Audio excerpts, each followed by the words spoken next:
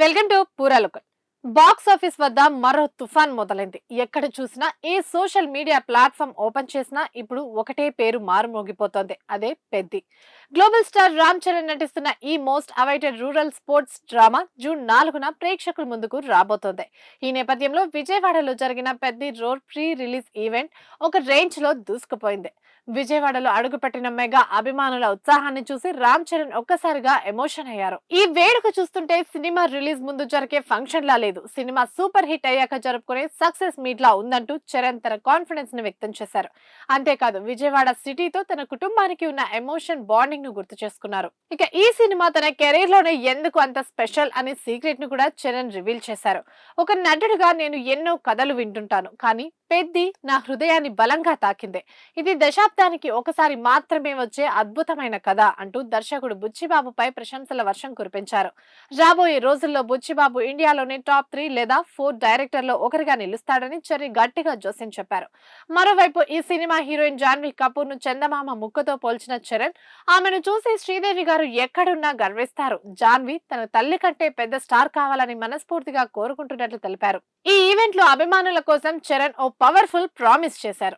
నేను సినిమాలు చేసేదే మీకోసం. చిరంజీవి కొడుగ్గా, కళ్యాణ్ బాబాయ్ అబ్బాయిగా పుట్టిన నాకు సినిమా తప్ప మరేమీ తెలియదు.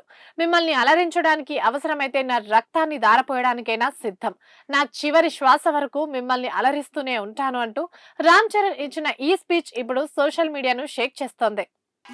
మిమ్మల్ని ఎంటర్టైన్ చేయడం ఒక పిచ్చా, లేకపోతే సినిమాలో మంచి సినిమా చేసి మీకు ఏదైనా ఇవ్వాలని ఒక పిచ్చా నాకు తెలియదు. నాన్నగారి కొడుకు పుట్టినందుకు, కళ్యాణ్ బాబాయ్ గారు ఉన్నందుకు ఇంట్లో ఇది తప్ప నాకు ఇంకేం తెలియదు. బహుశా ఇంకోటి తెలుసుంటే ఇలా ఇంత పెద్ద ఆర్టిస్ట్ నేను ఒక ఫీల్డ్లో అయ్యేవాడిని కాదు. నాకు తెలిసిందల్లా సినిమా సినిమా సినిమా. సో నేను చనిపోయే వరకు మిమ్మల్ని ఎంటర్టైన్ చేస్తూనే ఉంటాను, అది రాసి పెట్టుకోండి. ఆ చంద్రుల్లో ఒక ముక్క జారిందే నా పక్క.